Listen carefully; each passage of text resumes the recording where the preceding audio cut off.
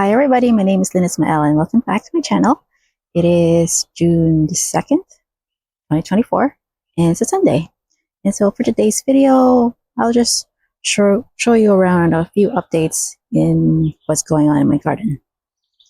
Number one, my iris, my German bearded iris finally bloomed. It's called Pickathon iris and I bought them from BC Bessie's as a bare root in the fall. So bearded irises, they can get heavy, and after rain, they could use some staking. This is my first bearded iris, so I didn't really know what to expect, except that it's gonna be pretty. In the picture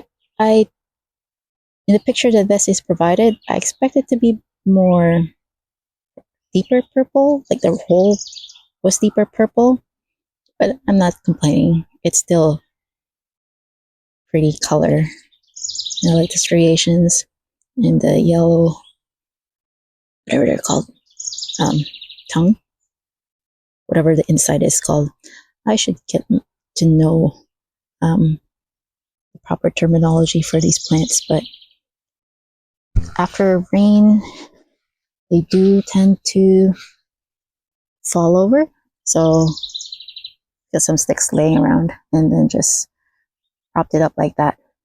But I'm hoping that I find some plants that would work well as a companion, just so when they fall over, or at least when the rain comes, when they fall over, they'll have something around them that supports them.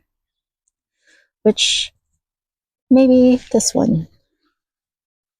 What are you? You're some type of eryngium. Are you sturdy?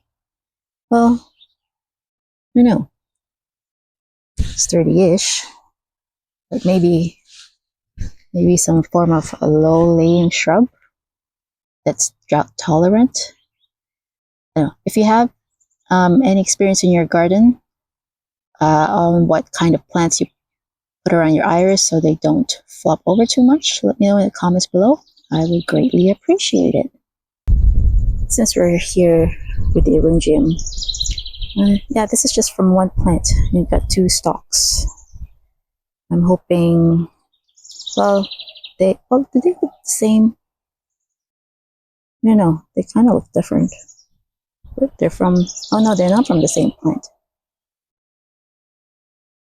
Just you see, there's one smaller leaf there and another bigger one occupying. How did that happen? Yeah, I don't know.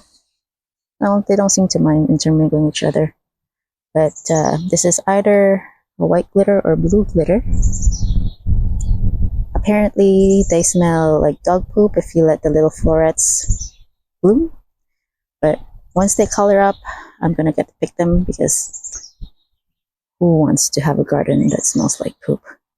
So, something to keep an eye on, something to wait. Now, these are my Decimated Clothroides, gooseneck leaf strife. This will spread. That's why I have it planted in a tire. So just so the rhizomes don't spread around. Hopefully that's enough. And I'm going to be picking up the flowers anyway. I'm going to be cutting for flowers, so nothing will seed. But it's vigorous.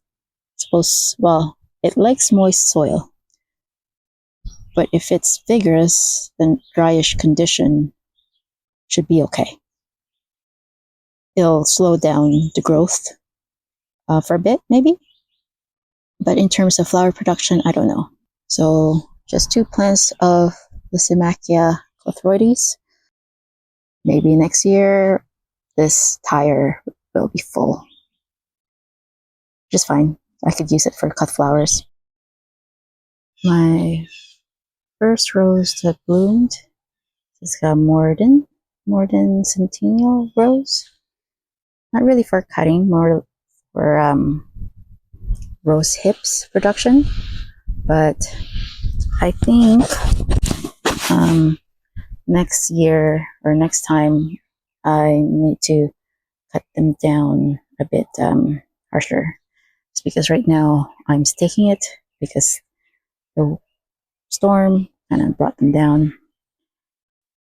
Oh, so pretty. Don't smell anything. They don't smell anything in particular, but just a pretty landscape. Rose, lots of buds around there, but definitely a great rose hip producer. So good for the fall.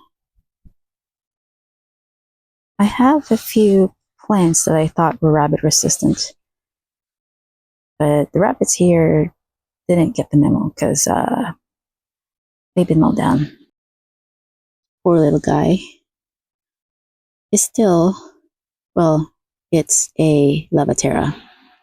Just gonna pretend that it's been pruned, been pinched, and I'm hoping that eventually it will grow some lateral stems and it'll be okay. Behind it is one of my irises, my Siberian iris. German iris, bearded iris is the rabbits will leave it alone, but the new growth in the Siberian iris is they like it so much. And I was looking forward for my poppies, my Shirley poppies, to fill this dry bed and be nice in a few weeks or so, but they've been eaten too. So don't mind the weeds, but that was a healthy poppy, and so was the one behind it. And there are a few other things too that that I had growing, like poppies growing, but they're not here anymore. Also, my linarias, Cannon West linarias, the ones that I've planted here in the like outside of my fence area. They don't. I mean, they don't eat them all the way down, but still, I'm not gonna get any blooms if they keep chopping them down like this. So definitely, I'm leaning towards growing plants that rabbits really don't like verbascums, salvias, even the coreopsis, the Coreopsis grandiflora. They chop them down too, so maybe not that type of Coreopsis, but I'm gonna be experimenting. Well, thing with growing seeds is that even if they get chopped down, it's okay because they didn't cost that much. Still had that labor to consider, but I feel I would feel more angry if I bought a plant that's $30 worth and they're all being eaten by rabbits. So at least starting plants from seeds, if they all get decimated, that's only $2. It's not that bad. Well, peonies are open. This is the first. Well, the first is a pink Hawaiian charm poppy that bloomed, and this one I don't remember the name. They got this from Northern Nursery. I don't think it's offered this year. They probably go on rotation with varieties they offer just to make it interesting for people and to get them to keep coming back every year. Anyway, very pretty. This is, I planted them not last year, but the fall before, so fall 2022. So they're doing well. My valerian is up. They do smell quite nice. It smells like vanilla. It can be too overpowering though, especially with the alyssum right there. So in the peonies over there, they're quite fragrant too. So this little spot here can be overpowering with people who have sensitive noses, but I don't mind.